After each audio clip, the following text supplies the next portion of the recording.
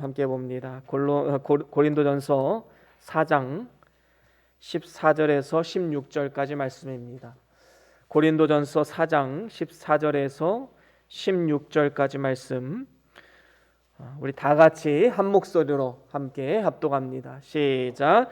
내가 너희를 부끄럽게 하려고 이것을 쓰는 것이 아니라 오직 너희를 내 사랑하는 자녀같이 권하려 하는 것이라. 그리스도 안에서 1만 스승이 있으되 아비는 많지 아니하니 그리스도 예수 안에서 복음으로써 내가 너희를 낳았음이라. 그러므로 내가 너희에게 권하노니 너희는 나를 본받는 자 되라. 아멘. 아멘. 우리 다 같이 말씀 들고 함께 선포하시겠습니다. 시작. 주의 말씀은 내 발의 등이요 내 길의 빛이 되십니다. 주여 말씀하옵소서. 주의 종이 듣겠나이다. 아멘. 아멘.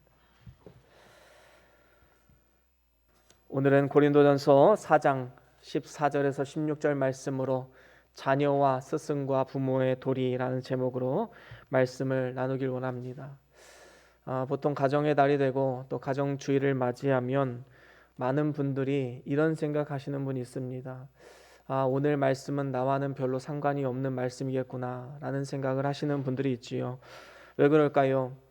부모님이 돌아가셔서 공경할 부모님이 없는 분들도 계시고, 또 자녀들을 다 출가시켜서 자녀들을 양육하는 것도 다 끝나신 그런 부모님도 계시고, 또 결혼을 하지 않은 청년들도 있을 것입니다. 나랑은 별로 관계가 없는 그런 말씀으로 여기는 경우가 많이 있지요. 하지만 이것은 틀린 생각입니다. 부모님이 돌아가셨다면 이제는 하늘 아버지, 우리 하나님을 위해서 어떻게 우리가 살아갈 수 있을까? 이 고민을 해야 되고, 또 자녀들 다 출가시킨 경우에는 이 자녀들의 자녀들, 우리의 후손들이 정말로 믿음의 가정으로 세워질 수 있기를 기도로서 함께 동역하는 관계가 되어야 할 것입니다. 아직 결혼하지 않은 청년들은 앞으로 내가 한 이러한 가정을 꿈꿔봐야겠다, 그런 마음을 가지고 기도하는 마음으로 말씀을 받아야 되는 것이지요. 그래서 오늘 말씀은 누구에게나 다 적용할 수 있는 그런 말씀이다라고 우리는 말할 수 있을 것입니다. 하나님께서 우리 인간을 창조하실 때에 혼자서 살아가도록 만들지 않으셨습니다. 독처하는 아담을 안타깝게 여기셔서 그가 잠들었을 때에 그의 갈비뼈를 빼내어서 하와를 만드셨습니다. 이것이 최초의 가정이지요. 하나님이 세우신 공동체의 최초의 단위입니다. 하나님은 그래서 이 가정을 통하여서 우리에게 복을 주시고 또 행복한 삶을 살아가기를 원하십니다. 그런데 문제는 무엇이지요? 하나님께서 우리에게 행복을 위해서 주신 것이 가족 공동체인데 많은 사람들이 가정 안에서 좌절하고 절망하고 때로는 불행하다 느끼기도 합니다. 도대체 왜 이런 일이 생기는 것일까요? 가장 큰 원인은 서로 각자 다른 기준을 가지고 있기 때문인 것입니다. 서로 다른 기준음을 가지고 불협화음이 생기게 되는 것이지요. 내 기준에 네가 맞춰야 돼, 이런 식으로 살아가다 보니까 계속해서 힘든 과정들이 생길 수밖에 없는 것입니다. 만약에 지금 이 시간 제가 여러분들에게 개 이름 중에 라음을 한번 내보십시오 라고 말한다면 아마 각자가 다 다른 음을 내실 것입니다. 물론 절대음감을 가지신 분은 정확하게 라음을 내시겠지요. 하지만 대부분은 틀린 음을 낼 수밖에 없는 것입니다. 그래서 새벽 예배나 이런 때는 우리가 반주가 없지 않습니까? 그래서 찬양을 하다 보면 제 귀에 들려지는 이 성도님들의 소리는 저와 달라요. 그래서 가끔은 제가 좀 민망할 때가 있습니다. 너무 달라서 다른 찬양을 부르는 것 같은 느낌이 들 때가 있는 것이지요. 도대체 왜 이런 일이 생길까요? 기준음, 피아노 반주가 없기 때문입니다. 기준음이 있으면 그 음에 맞추어서 함께 찬양을 올려드릴 수 있는데 기준음이 없기 때문이지요. 이처럼 우리의 삶도 각자 각자의 기준음을 가지고 다르게 소리를 내면 삶이 무질서해질 수밖에 없습니다. 가정이 하나 되지 못하고 교회가 하나 되지 못하고 사회가 하나 되지 못합니다. 공동체 안에서 모든 구성원들이 각자의 기준음을 내고 상대방에게 나의 기준을 맞춰라 라고 말한다면 불행해질 수밖에 없는 것이지요. 그렇다면 우리 그리스도인들에게 있어서 기준음은 무엇이 되어야 할까요? 우리의 유일한 기준음은 하나님의 말씀, 그리고 그 말씀이 육신을 입고 이 땅에 오신 예수 그리스도가 우리의 기준음이 되어야 하는 것입니다. 이것이 기준이 되지 못하면 우리는 각자 자기 소견에 옳은 대로 행하였더라, 이 사사기의 안타까운 그 역사를 반복하게 될 수밖에 없는 것이지요. 그 사사기서에 나타난 그 악행들, 하나님을 떠나 살아갔던 그 모든 역사들이 우리의 역사가 된다고 생각해 보십시오. 얼마나 비참하고 안타까운 일입니까? 우리는 이러한 가정이 되지 않기를, 이러한 교회 되지 않기를, 이러한 이 사회, 나라, 민족이 되지 않기를 우리는 기도하며 간구해야 될 줄로 믿습니다. 여러분, 정말로 하나님 말씀으로 우리의 삶을 비추어 보고 그리스도의 성품을 닮아가는 그 한 사람 한 사람이 모여서 이룬 이 공동체, 하나님은 이 공동체를 사용하시고 또 이 공동체를 통하여서 하나님 영광이 나타나게 되는 것입니다. 이러한 부모 밑에서 자라나는 자녀들은 행복할 것이고, 이러한 스승을 둔 제자들은 행복할 것이고, 또한 이러한 자녀를 둔 부모님들은 행복할 것입니다. 하나님 말씀으로 삶의 기준을 삼으십시오. 여러분, 오케스트라, 여기에 보면 이 공연을 하기에 앞서서 모든 단원들이 한 가지 일에 집중하는 것이 있습니다. 그것은 바로 조율하는 것이지요. 특별히 이 오보에라는 악기, 이 악기는 금관악기 중에서도 아주 정확한 음을 내기로 유명한 악기입니다. 그래서 이 오보에가 라 음을 딱 내면 모든 이 오케스트라 단원들은 이 음에 자기의 악기를 맞춥니다. 그래서 아름다운 선율이 나올 수가 있는 것이지요. 하나님 말씀으로 기준으로 삼고 모든 가족 구성원들이 같은 음을 내야 합니다. 이것이 바로 저와 여러분들이 심겨진 그 공동체를 축복하는 길이고 또 믿음의 명문 가문을 세우는 비결인 것입니다. 예수님께서 이렇게 말씀하셨지요. 요한복음 14장 6절입니다. 우리 같이 한번 읽어볼까요? 요한복음 14장 6절 함께 읽어봅니다. 시작. 예수께서 가라사대 내가 곧 길이요 진리요 생명이니 나로 말미암지 않고는 아버지께로 올 자가 없느니라. 그렇습니다. 예수님 말씀하셨습니다. 내가 곧 길이요 진리요 생명이라. 영어 성경을 보니까 the way, the truth, the life, 이 앞에 더라는 정관사가 붙었습니다. 뭘 의미하지요? 딱 하나밖에 없다라는 것입니다. 오직 유일한 길, 유일한 진리, 유일한 생명, 바로 우리 예수 그리스도이시다라는 것을 보여주는 것입니다. 그래서 우리는 오직 하나님 말씀 그리고 예수 그리스도로 우리의 기준음을 삼아야 되는 것입니다. 오늘 말씀의 제목도 제가 자녀와 스승과 부모의 도리라고 제목을 잡았습니다. 도리라는 말의 뜻은 무엇일까요? 사람이 마땅히 지켜야 할 옳은 길, 이런 뜻을 가지고 있지요. 본분이라고 말할 수도 있을 것입니다. 그래서 14절에 보면 이러한 도리를 다하되 내가 너희를 부끄럽게 하려고 쓰는 것이 아니라 말씀하고 있습니다. 지금 사도 바울의 마음은 어떤 마음이지요? 이 고린도 교회의 잘못을 들추어내서 너희들 한번 부끄럼 당해봐라, 이런 의미가 아닙니다. 너희들을 부끄럽게 하려고 하는 것이 아니라 너희들을 진정으로 바르게 이끌어주기 위해서 마치 부모가 자녀에게 권면하듯이 사랑의 마음으로 권면하고 있는 것입니다. 그래서 결국에 사도 바울의 권면의 목적은 무엇입니까? 하나님 보시기에 부끄럽지 않은 인정된 일꾼으로 세워지게 만드는 것입니다. 저는 오늘 가정의 달을 맞이하여서 우리 변동교회 모든 성도님들 삶과 가정 가운데 한 가지 꿈과 소망이 있습니다. 그것은 우리 각자가 하나님의 말씀으로 기준을 삼아서 저와 여러분들이 심겨진 공동체 가운데 하나님 보시기에 인정된 일꾼, 부끄러움이 없는 인정된 일꾼으로 세워져서 하나님이 기뻐하신 가정과 교회를 함께 세워가는 것입니다. 그렇다면 이를 위해서 우리는 어떻게 해야 될까요? 우리는 오늘 본문 말씀을 통해서 또한 여러 성경 말씀을 통해서 자녀와 스승과 부모의 도리에 대해서 우리가 함께 말씀을 나눠보길 원합니다.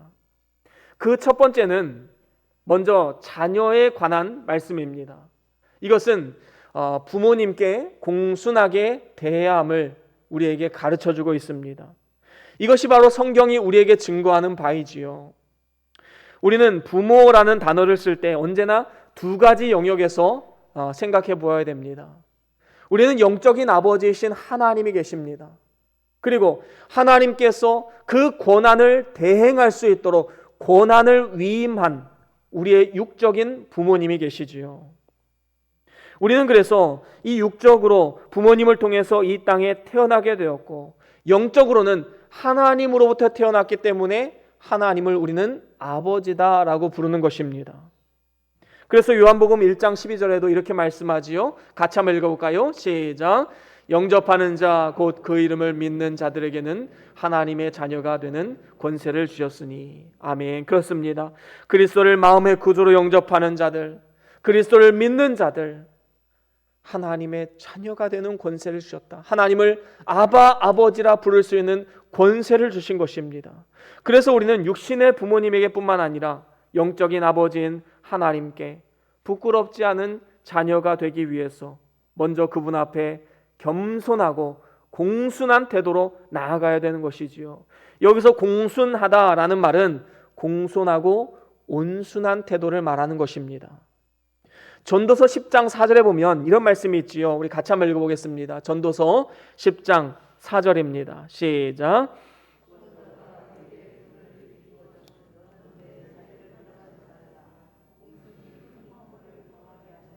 그렇습니다. 이 말씀에서 이 주권자는 우리의 영적인 아버지이신 하나님이 될 수도 있고, 또한 그 하나님의 권한을 위임받은 우리의 부모님이 될 수도 있을 것입니다. 이러한 주권자가 분을 일으킬 때는 너는 내 자리를 떠나지 말아라. 이 말씀은 어떠한 반항과 저항의 의미로 그 자리를 박차고 나가지 말아라라는 것입니다. 자신의 지위를 잃어버리고 떠나지 말라라는 것입니다.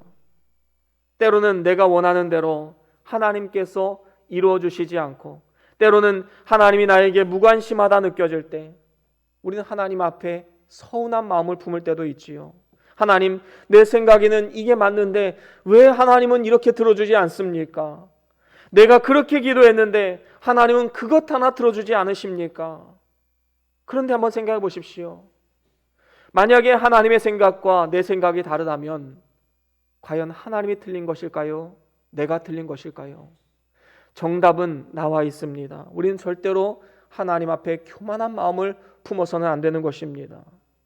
우리의 믿음의 고백, 그것은 바로 하나님은 언제나 옳으십니다.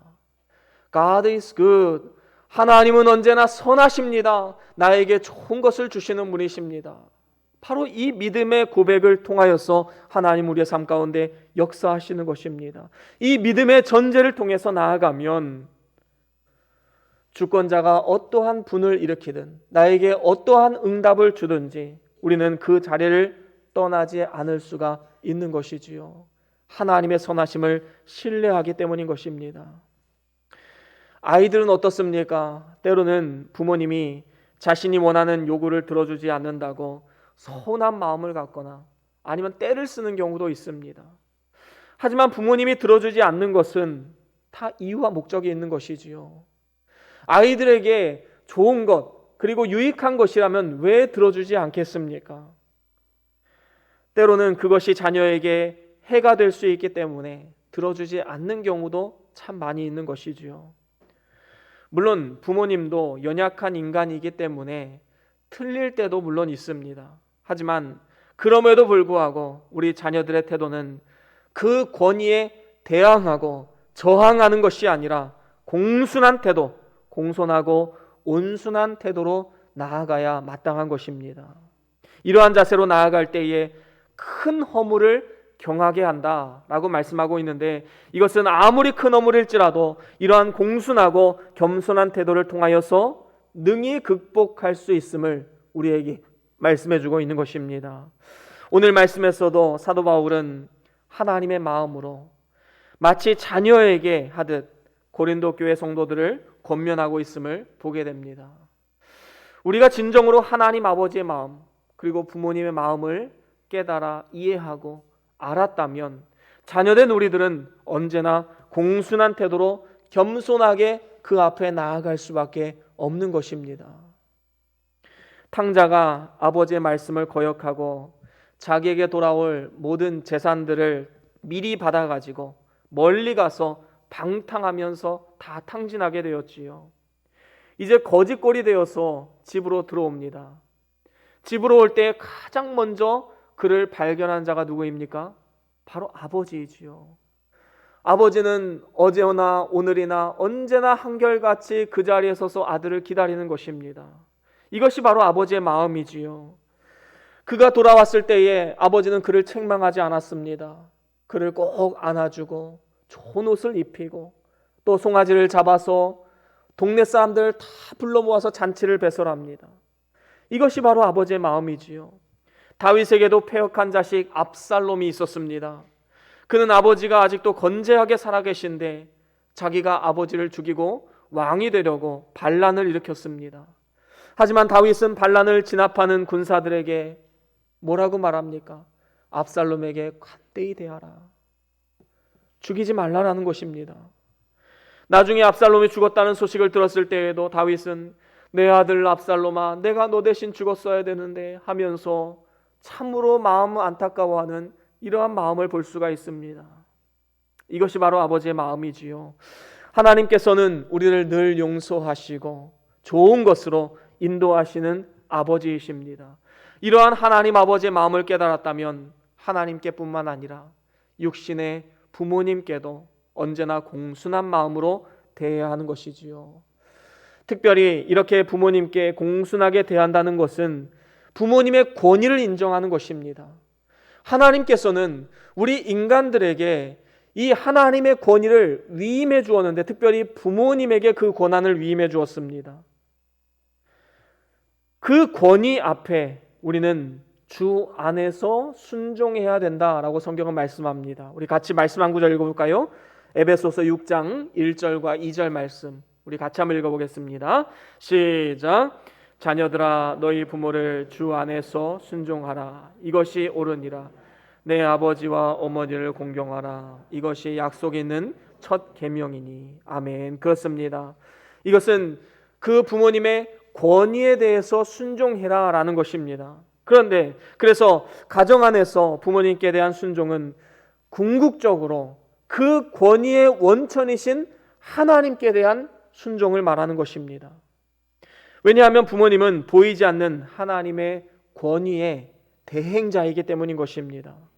하나님께서 세우신 권위의 대행자이지요.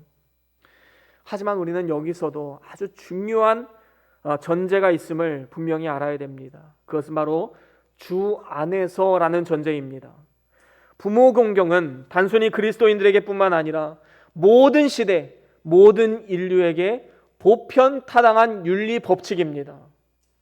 하지만 우리 기독교만의 유일한 하나의 전제, 그것은 바로 주 안에서 순종하라라는 것입니다.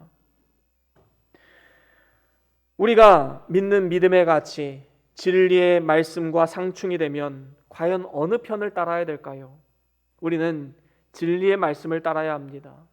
이것 외의 모든 면에서는 부모님께 순종하는 것이 성경적인 방식입니다. 이것이 주 안에서 순종하는 삶의 자세인 것이지요. 저와 여러분들이 영적인 아버지이신 하나님과 그리고 그 권한을 위임한 부모님께 그 권위를 인정하고 그 말씀에 반항하거나 저항하는 것이 아니라 항상 공순한 자세로 겸손한 모습으로 나아감을 통하여서 하나님이 천대까지 복을 주시겠다는 그 약속의 말씀이 저와 여러분들의 말씀이 될 수 있기를 주의 이름으로 간절히 축원합니다. 그런가 하면 두 번째로 스승에 관한 도리입니다. 스승은 말씀으로 자신을 먼저 만들어야 합니다. 오늘 본문 말씀 15절에 보면 그리스도 안에서 일만 스승이 있으되 아비는 많지 않다라고 말씀합니다. 이 말씀은 아비의 마음으로 가르침을 주는 진정한 스승이 그만큼 드물다, 많이 없다라는 것을 우리에게 가르쳐주고 있는 것입니다. 여러분, 우리가 지금 현재 누군가에게 영향력을 끼치는 삶을 살아가고 있다면 우리는 모두가 다 스승입니다. 영적인 스승인 것이지요. 그런 의미에서 볼 때 우리는 스승이 아닌 사람은 없습니다. 의식을 하든 의식하지 않든 우리는 살아가면서 많은 사람들에게 영향력을 주고 살아가고 있기 때문인 것입니다. 하지만 우리가 참된 스승인가? 하나님이 원하시는 스승의 삶을 살아가고 있는가? 우리의 삶을 한번 돌아볼 필요가 있는 것이지요.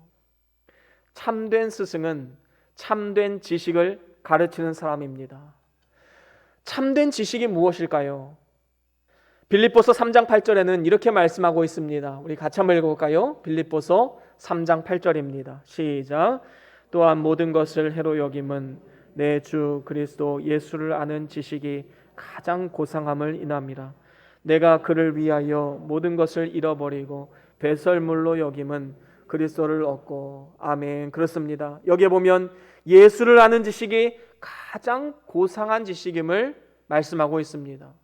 사도 바울은 이 예수라는 지식, 이 고상한 지식을 알고 있었기 때문에 지금까지 자신이 의지했던 모든 세상 학문들, 지식들, 경험들, 지위, 명예, 모든 것을 다 배설물로 여길 수가 있었던 것입니다. 예수 그리스도만이 우리에게 참된 지식이 됨을 말씀하고 있는 것이지요. 그렇다면 우리가 어떤 스승이 되어야 되겠습니까? 바로 이 참된 지식, 예수 그리스도를 바로 증거하는 스승이 되어야 하는 것입니다. 이를 위해서 우리는 하나님 말씀으로 우리 자신을 다듬어야 되는 것입니다. 선생과 스승은 분명히 다릅니다.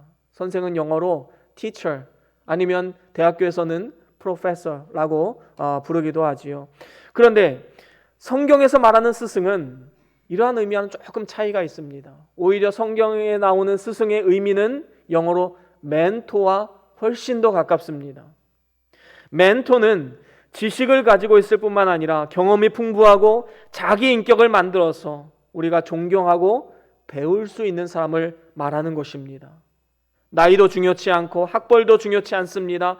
삶을 통해 배울 수 있는 사람, 바로 그 사람이 우리의 멘토가 될 수 있는 것입니다. 그런 의미에서 보았을 때 이 세상에는 선생은 많지만 멘토는 많지 않습니다. 우리는 지식을 전달하는 전달자, 선생의 역할뿐만 아니라 주변 사람들에게 우리의 삶을 통해서 살아계신 예수를 증거할 수 있는 영적인 멘토로 살아가야 마땅한 것입니다. 여러분들의 가정 가운데, 여러분들의 직장 가운데 나의 삶을 통해서 예수 그리스도를 증거할 수 있다면 여러분들은 영적인 멘토입니다. 바로 이 멘토의 삶을 하나님은 원하시는 것이지요.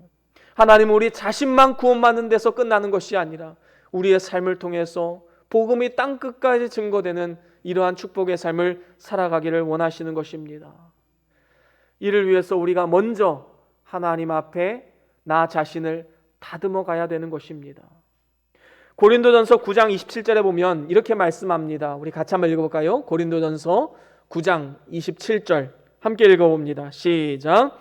내가 내 몸을 쳐 복종하게 함은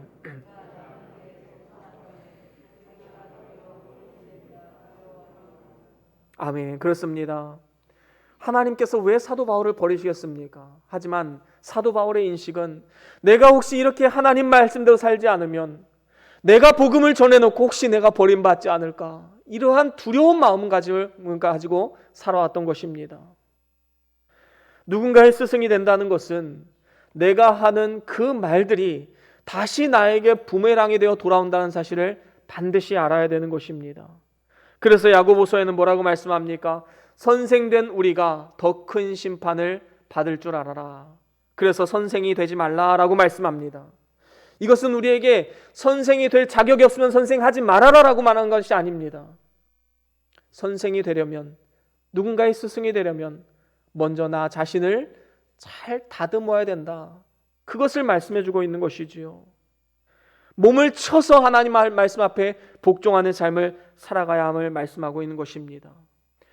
누군가에게 가르침을 준다는 것은 너무나도 복된 일이고 또 보람된 일이고 하늘의 상급이 예비된 축복의 일이기도 하지만 또 다른 면에서는 그만큼 책임도 큰 직책임을 알아야 되는 것입니다.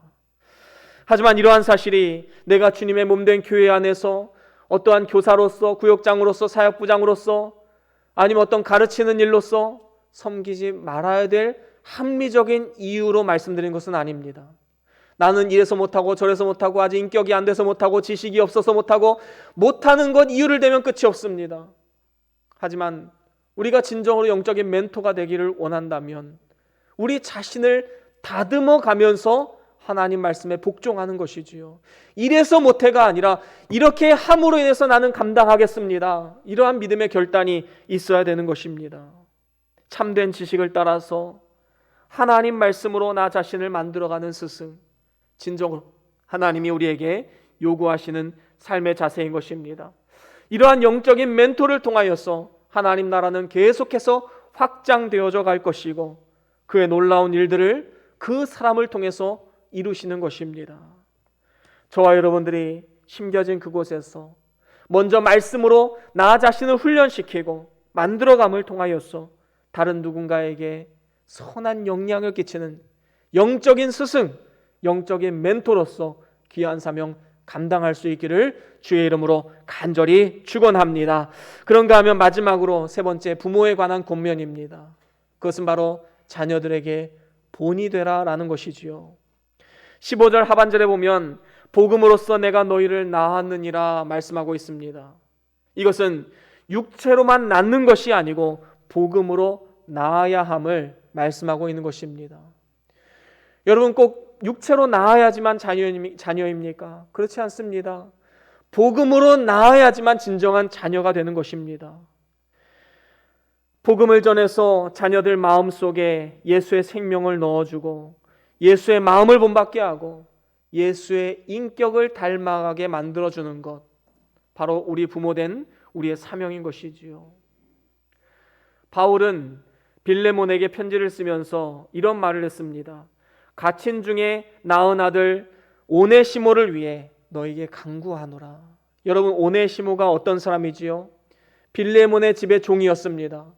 그런데 그 집안에서 무언가 도적질을 하고 가다가 도망치다가 잡혀서 감옥에 들어가게 되었습니다. 그리고 그 감옥에서 사도 바울을 만난 거예요. 그래서 복음을 접하게 되었습니다. 하나님 말씀을 받아들입니다. 예수를 구주로 영접합니다. 그리고 삶이 변화되어서 이제는 바울의 신복이 되었습니다. 열심을 다해 복음을 증거하는 복음 전도자가 되었지요. 그래서 이 오네시모를 다시 빌레몬에게 보내면서 이런 말을 한 겁니다. 이 오네시모는 갇힌 중에 낳은 아들이다. 내가 이 감옥에 갇힌 중에 복음으로 낳은 아들이다 라는 표현을 쓰게 된 것입니다. 바로 오네시모에게 있어서 영적인 아비, 바로 사도 바울이었던 것이지요. 이와 마찬가지로 육적인 부모 역시 자녀를 복음으로 낳아야 됩니다. 하나님께서는 부모된 우리들에게 가장 큰 책임을 물으시는 것이 있는데 그것이 바로 너의 자녀들을 복음으로 잘 인도했는가 하는 문제입니다. 아무리 자녀들을 공부 열심히 시켜서 성공시키고 또 출세시키고 또 잘 키웠다 할지라도 복음을 전하지 못했다면 하나님 앞에 섰을 때에 큰 책망을 받게 되는 것이지요. 자녀들이 세상에서 어떻게 하면 성공할 수 있을까? 이 고민보다 어떻게 하면 우리 자녀들이 예수님 잘 믿을 수 있을까? 우리 부모된 자들은 이러한 고민을 해야 마땅한 것입니다. 우리가 영적인 부모로서 자녀들에게 물려줄 수 있는 가장 큰 유산이 무엇일까요? 가장 큰 유산은 바로 복음을 물려주는 것입니다. 이러한 영적인 유산을 잘 물려주기 위해서 그러면 우리 부모된 자들은 어떻게 해야 될까요? 우리 16절 말씀, 오늘 본문 16절입니다. 우리 같이 한번 더 읽어볼까요? 본문 16절 함께 읽어봅니다. 시작. 그러므로 내가 너희에게 권하노니 아멘. 그렇습니다. 사도 바울은 너희는 나를 본받는 자가 되라 담대하게 말할 수 있었습니다. 이것은 사도 바울의 교만에서 나오는 것이 아닙니다. 사도 바울만큼 하나님 앞에 겸손한 자가 없었지요. 하지만 중요한 것은 그가 나를 본받아라 라고 말할 수 있을 정도의 믿음의 삶을 살아갔다는 것, 우리가 본받아야 되지 않겠습니까? 우리 자녀들에게 너는 좀 나를 본받아라 라고 말할 수 있는 그 믿음의 경지까지 우리가 이르러야 되지 않겠습니까? 우리의 목표가 거기까지 다다라야 되지 않겠습니까? 부모의 탈선은 자녀들에게 큰 상처가 됩니다. 자녀는 부모의 모든 것을 보고 닮기 때문에 자녀들에게 본이 되기 위해서 부모는 먼저 그리스도를 본받아야 되는 것이지요.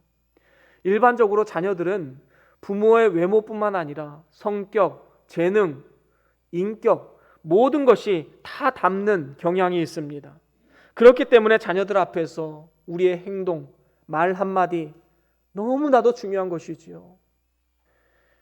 여러분, 주의를 목숨처럼 지키는 모습을 자녀들에게 한번 보여주십시오. 성경을 읽는 모습, 남을 대접하는 모습, 헌금하는 모습, 교회에서 헌신하고 봉사하는 모습, 전도하는 모습, 모든 면에서 본이 되어야 하는 것입니다. 자녀들은 이러한 부모의 모습을 보고 배우는 것이지요. 삶으로 가르치는 것만 남는다라는 책을 지으신 분이 있습니다. 김효셉 목사님이지요. 우리가 잘 아는 김장한 목사님 큰아들입니다. 그분이 이런 이야기를 했어요. 책에서 같이 한번 읽어볼까요? 노란 글씨체로 되어 있는 것 한번 읽어보겠습니다. 시작. 참 배움은 강요되는 것이 아니라 삶에서 얻는 것이다. 무엇이든 삶으로 가르쳐야 한다. 삶을 잃어버리고 말서 강요하는 것은 배움에 대한, 신앙에 대한 매력을 잃어버리게 하는 것이다. 여러분, 정말로 공감되지 않습니까? 아이들은 대부분 알아요. 부모님이 말씀하시는 것이 잔소리인지 정말로 나에게 뼈가 되고 살이 되는 말인지 반드시 압니다. 어떻게 할까요? 부모가 그 말을 실천하고 있는가 아닌가, 그것을 보고 알게 되는 것입니다. 나는 사랑하지 않으면서 너 친구를 사랑해야지, 말이 안 되는 거지요. 나는 하루 종일 TV만 보면서 야, TV 좀 보지 말고 가서 공부해, 성경 좀 읽어, 말이 안 되는 겁니다. 여러분, 우리가 진정으로 하나님 앞에 우리의 자녀들이 믿음의 유산을 받아 누리고 영적인 성공을 이루기를 원하는 삶을 살아간다면 우리의 삶을 통해 살아계신 예수 그리스도를 보여주는 그러한 본을 보여야 마땅한 것입니다. 위대한 목회자 디모데, 그 디모데가 나왔던 배경이 무엇입니까? 어머니 유니게와 외할머니 로이스, 이 두 사람을 통해서 이 믿음의 뿌리가 깊이 박혀 있었기 때문에 디모데와 같은 위대한 목회자, 신학자가 나올 수 있었던 것입니다. 이렇게 자녀들의 신앙의 본을 보이는 것이 그 어떠한 보화보다 귀중한 유산임을 분명히 기억해야 됩니다. 또한 우리 자녀들의 입장에서는 부모님으로부터 이 귀한 믿음의 유산을 받아 누렸다면 그 어떠한 유산보다 더 귀한 유산을 받았음을 기억하고 일평생 감사의 제목으로 살아가야 마땅한 것입니다. 이제 말씀을 마무리합니다. 5월 가정의 달을 맞이해서 우리가 심겨진 그 공동체 가운데 어떻게 하면 축복의 삶을 살아갈 수 있을까? 여기에 대해서 우리가 함께 나누어 보았습니다. 우리는 공동체 구성원 모두가 다 같은 기준음에 우리의 삶을 맞추어야 됩니다.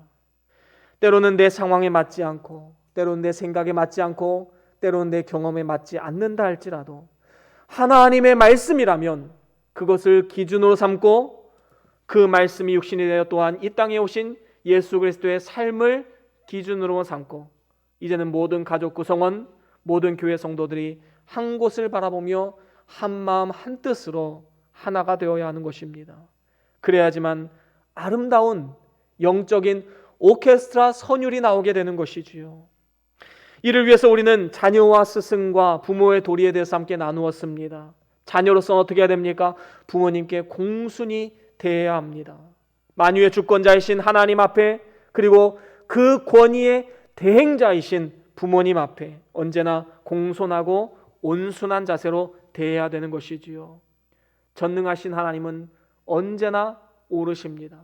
언제나 선하십니다. 또한 부모님의 말씀 또한 주 안에서 순종하는 삶, 하나님이 오늘 우리에게 요구하시는 삶의 모습입니다. 또한 우리는 스승으로서 말씀으로 우리 자신을 만들어 가야 됩니다. 말씀을 통해 나 자신을 돌아보고 어떻게 하면 하나님 앞에 바로 설 수 있을까? 이러한 삶을 통해서 진정한 우리가 멘토로서 거듭날 수 있는 것이지요. 또한 우리 주변 사람들에게 살아계신 예수 그리스도를 증거할 수 있게 되는 것입니다. 마지막으로 부모로서는 자녀들에게 본이 되어야 됩니다. 자녀들에게 물려줄 수 있는 가장 큰 유산, 복음이지요. 복음적인 삶을 살아내십시오. 자녀들에게 그 길을 보여줄 수만 있다면 최고로 성공한 인생이 아니겠습니까? 저와 여러분들이 이 세 가지를 꼭 기억하시고 실천함을 통하여서 우리의 가정과 교회가 대의 대를 거듭해서 하나님의 축복이 흘러갈 뿐만 아니라 하나님의 기쁨이 되는 아름다운 믿음의 명문 가문, 믿음의 명문 교회로서 함께 세워질 수 있기를 주의 이름으로 간절히 축원합니다. 우리 다 같이 오늘 받은 말씀 기억하시면서 우리 잠깐 동안 함께 기도합니다. 우리의 가정을 돌아보시고 정말로 하나님 보시기에 이 믿음의 축복이 흘러가는 가정과 또 우리 교회가 될 수 있기를 함께 기도합시다. 우리가 자녀들이 성공하는 것, 그것 외에 정말로 하나님이 기뻐하시는 이 복음, 하나님 말씀으로 하나가 되는 가정이 될 수 있기를 우리 함께 기도합시다. 다 같이 잠깐 동안 함께 기도합니다.